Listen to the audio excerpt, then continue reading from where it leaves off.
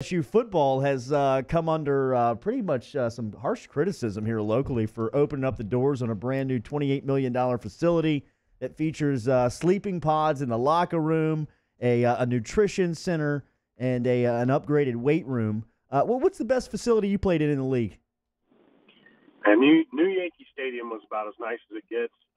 Didn't have the same feel as like the haunted feel of old Yankee Stadium and everything, but like the amenities, everything about it. I mean, movie rooms, just ridiculous. It's hard not to get excited about it as a fan. You look at the video and pics of that new locker room, and how happy the guys were walking in there and everything. And I understand the other side, and there's no real winning situation to reacting to that poorly. So you're just not going to. Hey, I understand some other things could probably be upgraded, but they're not athletic facilities and completely different vertical. But some of those amenities early in my career, like Tiger Stadium in Detroit was still around, places like that, and they were just crap holes. They were terrible, but they were also places where Ty Cobb took a leak in a urinal right by the dugout, and that was really cool. And so there's some stuff that you have to overlook. What was the best facility that you checked into daily? So you played for Royals, Tigers, Phillies, Braves. What was the best facility that you played in, like that you reported to daily? Tell you what, Citizens Bank Park in Philly is really nice. They did a fantastic job. The clubhouse is holds up today. It's massive. All of those, they just spread out underneath the stadium to the point where you almost don't believe there's another area back here where massage therapists and weight room and an extended weight room and this alternative room. And the Phillies did a fantastic job of kind of thinking forward progressively of where this would all go. Just a fantastic place to go, play in. And then you got to think about like the family rooms and all this other stuff. It's not just for the players, but it's just, comprehensive collectively for the families, for them to be happy. Look, when your wife's happy, like the whole family's happy, right? Absolutely. Yeah, I mean, that's, happy wife, happy life. That's what they say. I find it to be true. Chad Durbin, you're here with us on Off the Bench. Chad, so one of the main kind of visionaries behind the new locker room was Jack Marucci. Obviously, Jack Marucci of Marucci bat fame, the legend of how that all got started and just spread like wildfire throughout Major League Baseball. What is Jack Marucci's kind of reputation amongst MLB players?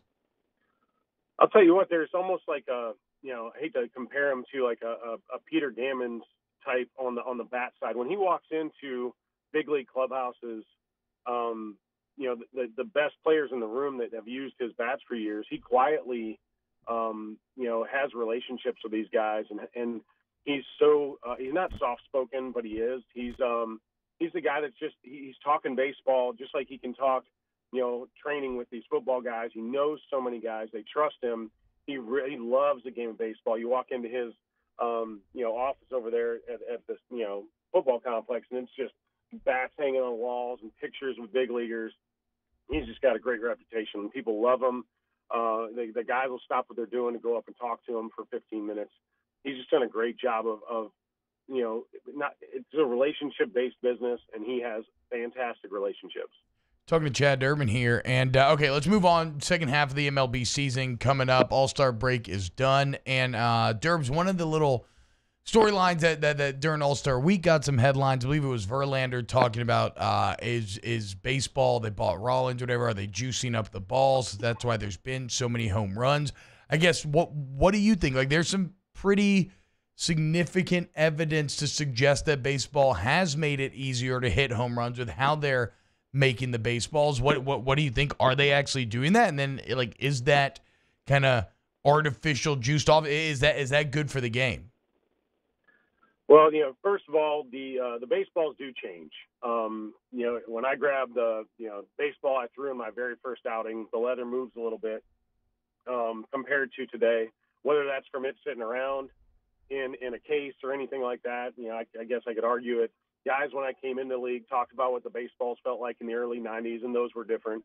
Verlander's been around a while, and there's some truth to that on the baseball side. Maybe they get more efficient at making them, all that stuff. But the bats are harder. the players are stronger, the stadiums are smaller. Man, all of that goes into the ball going further when it's hit. So to me, it's comprehensive. It's not just maybe the way the ball feels coming out of his hand, which is entirely true. If the ball's wound harder, just a little bit harder, we're talking 1 or 2% harder, Wow. he's going to feel it. I would feel it. You know, you get a ball thrown out to you sometimes, you're like, man, these seams don't move at all, and I really like just a little give so I can rip through a breaking ball differently.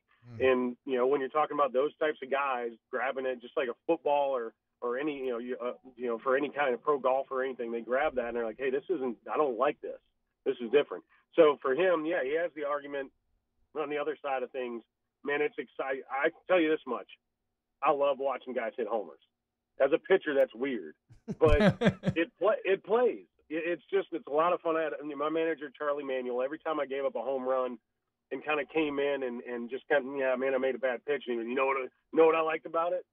I saw it. He liked to see homers. And and the first time he said it to me, I was like, wait, what? And he's like, it was cool. I got to see a homer. That's awesome. I'm like, okay. Well, I'll try not to do it next time. Yeah.